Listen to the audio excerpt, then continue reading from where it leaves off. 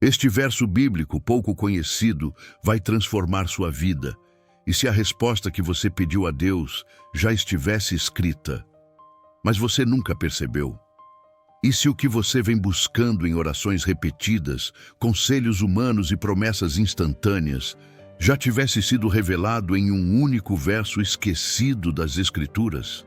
Muitos estão esperando por um milagre barulhento, uma mudança visível, algo que sacuda o exterior. Mas e se a transformação real começa no silêncio de um versículo que quase ninguém lê? Um texto que não está entre os mais citados nos cultos, mas que carrega o peso da eternidade? Uma semente plantada no chão da palavra, longe das luzes, mas que, ao germinar no coração certo, muda destinos. Há momentos na vida em que tudo parece imóvel, os céus silenciosos, a alma inquieta, as promessas distantes. E nesse cenário surge a pergunta que atravessa gerações: onde está Deus quando não há resposta? É exatamente nesse lugar que esse vídeo te encontra. Não com fórmulas prontas, não com frases de efeito, mas com um convite à revelação, um chamado à escuta profunda. Hoje, você será conduzido a um trecho da Bíblia que a maioria ignora, mas que pode ser a exata resposta do alto para o momento que você está vivendo.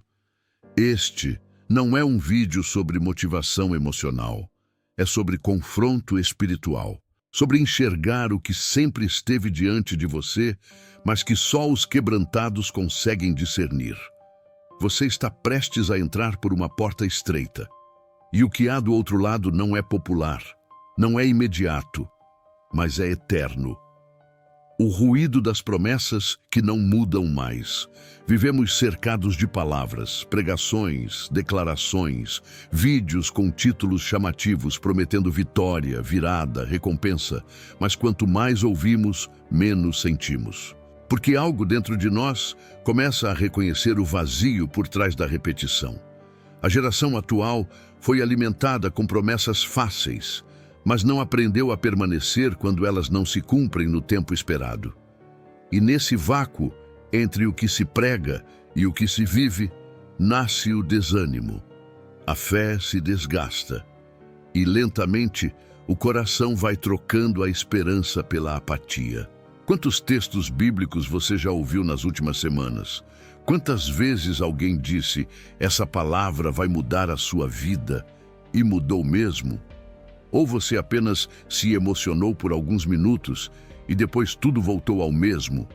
Há um ruído espiritual sendo amplificado, um ruído de promessas desconectadas da cruz, um ruído de mensagens centradas no homem, no que ele pode alcançar, no que ele deseja ouvir. Mas quando chega ao deserto, essas palavras se desfazem como fumaça, porque não há raiz, não há profundidade, só slogans. E o pior, muitos confundem esse ruído com a voz de Deus. A voz de Deus não é barulho, não é pirotecnia, não é performance, é palavra viva, cortante, que separa alma e espírito. É o sussurro que transforma sem precisar gritar. É o texto escondido que queima mais do que a frase pronta. Você já percebeu como os textos mais citados na maioria dos cultos falam sobre conquista, bênçãos, multiplicação? Mas a Bíblia é feita de silêncio, provações, dores santificadoras, desertos intencionais. E no centro de tudo isso está Cristo. Não as bênçãos que Ele dá, mas a presença que Ele é. O povo prefere promessas decoradas do que versos que exigem renúncia. Querem atalhos, mas Deus trabalha em processos. E talvez seja por isso que certos versículos da Bíblia pareçam quase apagados. Eles não vendem, eles confrontam, mas são esses que salvam. Existe uma geração gritando por mudança, mas rejeitando a profundidade, buscando alívio, mas evitando a rendição, pedindo revelação, mas ignorando o texto que carrega exatamente o que Deus quer dizer. E é por isso que você precisa ficar. Porque o próximo capítulo vai te levar a um lugar onde o barulho cessa e a verdade começa. O silêncio das entrelinhas divinas. Há um tipo de silêncio que não é ausência, é presença escondida. É Deus trabalhando nas entrelinhas, onde os olhos apressados não conseguem enxergar. Enquanto muitos correm atrás de revelações estrondosas, ele sussurra em versos esquecidos, em palavras que não fazem parte do repertório popular da fé midiática. Mas é ali que ele se revela de forma mais pura. A Bíblia não foi escrita para impressionar o mundo, mas para transformar o coração. E Deus, em sua soberania, muitas vezes escolhe os cantos escuros da Escritura para depositar a luz mais profunda. Enquanto todos correm para os salmos conhecidos, para as promessas recitadas em alta voz, há textos que permanecem no silêncio, esperando que alguém pare para ouvir o que poucos estão dispostos a escutar. E aqui está o mistério. Deus fala onde ninguém está olhando. Fala nos versos ignorados, nas passagens que parecem pequenas demais para carregar uma grande resposta. Mas é exatamente nessas partes ocultas da palavra que ele revela seus segredos mais íntimos. Porque ele não está interessado em plateias, está interessado em discípulos, em corações quebrantados, em ouvidos atentos. Segundo o contexto cultural da época bíblica, muitas palavras eram escolhidas com extremo cuidado. Uma vírgula, uma imagem, um verbo, tudo carregava significados que se perdiam na tradução apressada. E hoje, esses significados continuam passando despercebidos por uma geração que quer respostas rápidas, mas não está disposta a mergulhar. Você já se perguntou por que certos textos mexem tanto com você, mesmo quando parecem simples? Porque eles carregam uma densidade espiritual que não grita. Eles não se exibem. Eles são como azeite puro, só flui quando esmagado. O silêncio de Deus não é desatenção, é estratégia, é convite, é profundidade. E quando ele se cala para o mundo, é porque está falando direto com aqueles que decidiram ouvir com o coração, não com os ouvidos. Esse próximo capítulo não vai apenas te mostrar o verso, vai te confrontar com ele. Prepare-se para encontrar, nas palavras menos citadas da Escritura, uma direção que talvez você estivesse procurando há anos. Um verso enterrado, mas vivo.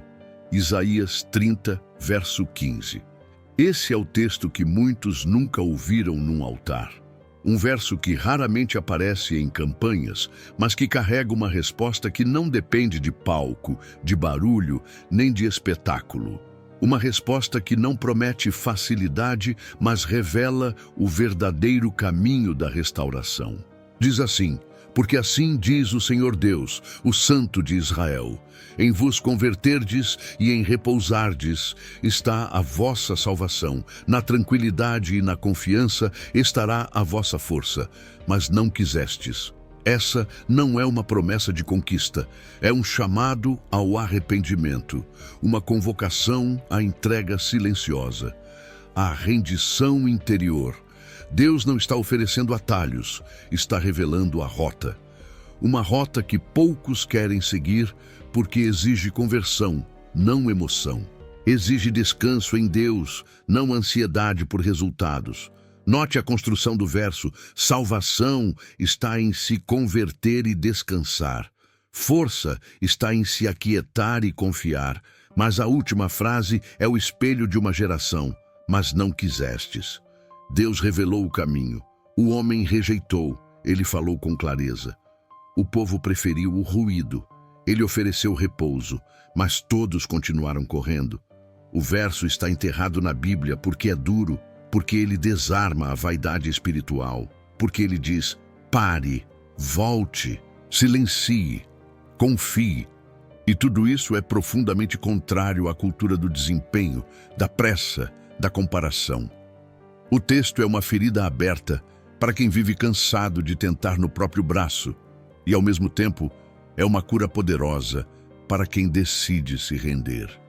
É a revelação de um caminho que não depende de quantidade de fé, mas de um coração quebrado diante do Deus que vê no secreto. Talvez esse seja o motivo de você estar aqui. Você pediu direção. E Deus não gritou. Ele escreveu. Você pediu forças. E Deus não te agitou. Ele te chamou ao descanso. Você pediu salvação. E ela estava em voltar, não em avançar. Esse verso é vivo. Ele pulsa, ele confronta.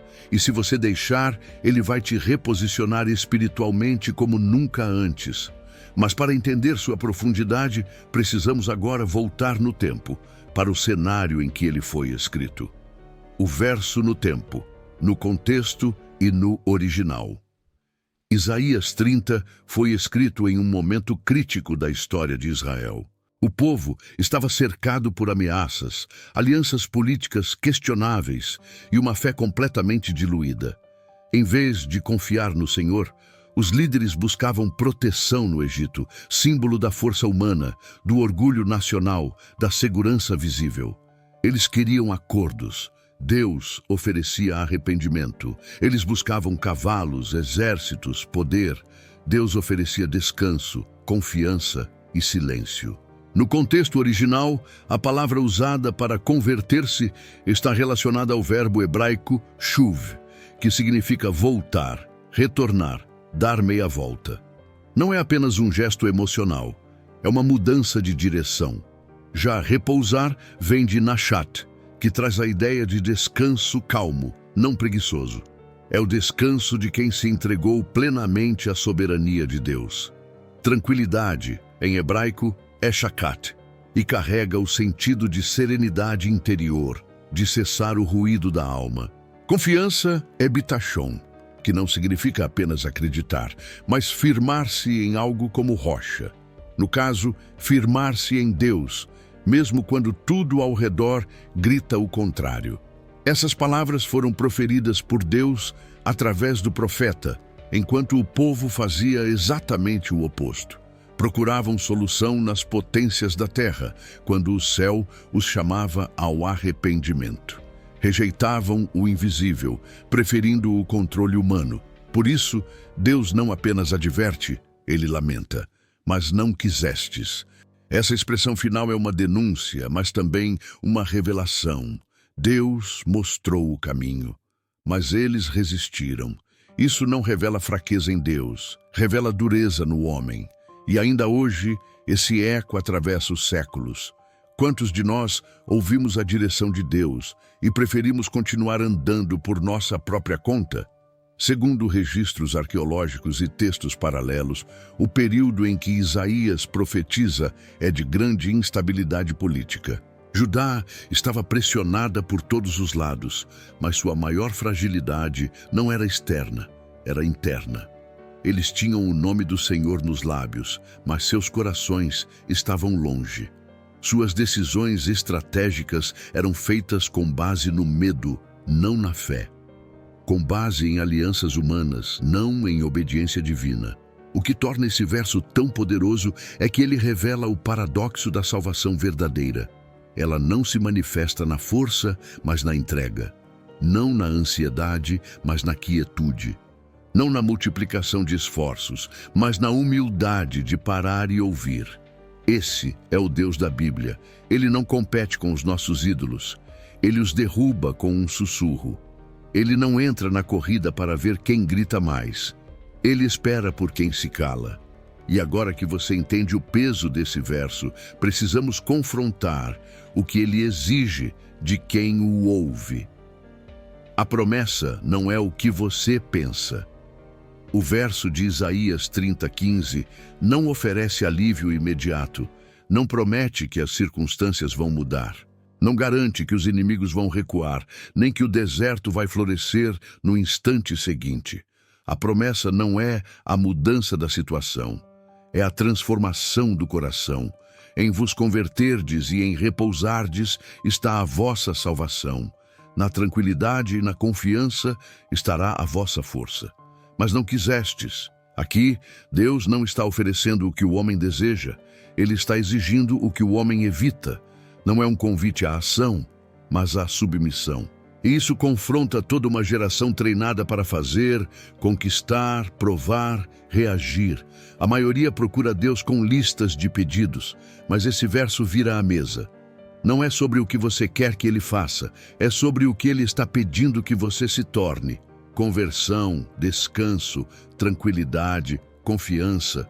Isso não é natural para quem foi ensinado a se defender o tempo todo, a correr, a planejar cada detalhe, a controlar resultados. Deus não está dizendo, levante-se e conquiste. Ele está dizendo, aquieta-te, volta, confia. E é exatamente isso que muitos recusam. A fé verdadeira não é ativada por discursos triunfalistas, mas pela disposição de morrer para o próprio caminho. A promessa aqui não é que tudo vai dar certo. É que a salvação será encontrada naqueles que se convertem e descansam. Que a força surgirá não do esforço, mas da confiança silenciosa. Isso é violento para o ego, mas é libertador para o espírito. O maior milagre não é a mudança da sua situação. É quando você é transformado por dentro, ainda que nada mude por fora. Esse é o poder do Evangelho. Ele não nos oferece atalhos, mas cruz. Não nos seduz com alívio, mas nos molda com propósito. Você talvez esteja buscando forças para continuar lutando, mas Deus está te chamando para parar, para confiar nele de verdade, não com os lábios, mas com o corpo, com a mente, com o coração. A força que você precisa não virá da sua agitação. Ela nascerá quando você se entregar de fato. A promessa, portanto, não é de conquista, é de transformação interior. E essa só acontece quando o coração se curva diante do Deus que não precisa explicar, mas exige obediência. Agora, é hora de transformar esse verso em oração. Quando o verso se torna uma oração, não é recitando um verso que a alma muda, é permitindo que ele nos atravesse, que ele nos exponha, que ele nos dobre. O texto de Isaías 30:15 não foi escrito para ser decorado, foi revelado para ser vivido. Mas antes de ser vivido, ele precisa ser orado. Converter-se não é apenas mudar de direção, mas confessar que a direção anterior era errada. Repousar não é apenas parar o corpo, mas entregar o controle. Ter tranquilidade não é ausência de problemas, é confiança na soberania de um Deus que não falha. E confiar de verdade só é possível quando a oração deixa de ser uma lista de pedidos e passa a ser um lugar de rendição. Você já orou assim? Não pedindo, não negociando, não implorando por alívio, mas se rendendo, calando os ruídos, reconhecendo a dureza do próprio coração, chorando não porque está doendo, mas porque finalmente entendeu que a resistência era sua. Essa é a oração que nasce do verso, uma oração sem espetáculo, sem palavras bonitas. Mas com verdade, Senhor, eu volto, eu me arrependo do meu ativismo espiritual, do meu desespero por soluções rápidas, da minha inquietação disfarçada de fé. Ensina-me a descansar em Ti, ensina-me a confiar de verdade. Não porque o cenário mudou, mas porque eu mudei dentro dele. Essa oração não precisa de aplausos, não precisa ser longa, ela só precisa ser sincera. A palavra de Deus não foi feita para massagear o ego, ela foi dada para quebrantar o espírito. E quando um texto como Isaías 30:15 se torna oração, ele deixa de ser letra, torna-se espada. Ele rasga, corrige, cura. Talvez a maior libertação da sua vida não venha quando algo acontece, mas quando você se cala diante de Deus e diz, sim, eu aceito o caminho estreito, eu aceito confiar. E quando essa oração nasce, algo começa a mudar. Não ao redor, mas dentro. Porque é no secreto que a fé se fortalece. E é no esconderijo que os testemunhos verdadeiros são formados. É sobre isso que vamos falar agora. Testemunhos invisíveis. A fé no esconderijo. Alguns dos maiores moveres de Deus na história não começaram diante de multidões, mas no absoluto anonimato, em quartos fechados. em desertos esquecidos, em corações rasgados pela dor, mas firmados pela fé. Ana orou em silêncio no templo e foi julgada por bêbada. Mas Deus ouviu a sua súplica invisível e colocou em seu ventre um dos maiores profetas da história, Samuel. Mardoqueu estava no portão do palácio, sem reconhecimento, enquanto Ester brilhava no trono. Mas foi ele quem discerniu o tempo e salvou uma nação. Obadias servia a Acabe, um rei perverso, mas escondia e alimentava profetas perseguidos dentro de cavernas. O seu nome mal aparece, mas sua fidelidade sustentou a voz profética em Israel. Eles não foram premiados na terra, não foram exaltados pelos homens, mas foram notados por Deus. A fé real não precisa de holofotes, ela cresce em silêncio. Alimenta-se da palavra, sustenta-se na intimidade. E esse verso de Isaías 30:15 é o código dos que vivem nessa dimensão. Na tranquilidade e na confiança estará a vossa força. Não é a força de quem aparece, mas a de quem permanece. Não é a força de quem fala bonito, mas a de quem obedece calado. Talvez você esteja no esconderijo, sem visibilidade, sem reconhecimento, achando que ninguém vê sua luta, sua entrega, sua oração. Mas Deus vê. E Ele não mede sua fé pelo tamanho da sua plataforma, mas pela sua capacidade de confiar quando tudo parece desmoronar. Ele não mede sua maturidade pelo seu alcance, mas pela sua disposição de permanecer firme quando tudo dentro de você quer fugir. No reino de Deus, o invisível é mais poderoso do que o visível, porque é no invisível que a fé verdadeira nasce, cresce, é provada e se torna testemunho. E quando esse verso entra em você, ele te coloca nesse lugar, lugar de raiz, não de aparência, lugar de profundidade, não de performance. Mas o que acontece quando esse verso não apenas te forma, mas guia uma história inteira? É isso que você vai ver agora. O dia em que o verso virou vida. Nem sempre a palavra se cumpre como esperamos. Às vezes, ela se cumpre em nós antes de se cumprir ao nosso redor. Porque Deus não nos entrega um verso para decorar. Ele nos entrega um caminho para andar. Há momentos em que tudo o que resta é o que foi dito. Não há sinais, não há confirmações. Só uma palavra gravada no espírito, sustentando uma alma em queda livre. Foi assim com o profeta Abacuque. Foi assim com Paulo em seus naufrágios. E é assim com todo aquele que decide viver pela fé, não pela vista. Certa vez, uma mulher enfrentava uma estação de absoluto silêncio. Nada fluía. As orações pareciam não passar do teto. O cansaço era mais do que físico, era existencial. Ela havia tentado de tudo, jejuado, orado, se movido em todas as direções. Até que, em um momento de total rendição, ela abriu a Bíblia ao acaso e leu: Em vos converterdes e em repousardes está a vossa salvação. Na tranquilidade e na confiança estará a vossa força. Ela não entendeu de imediato, mas algo se quebrou dentro dela.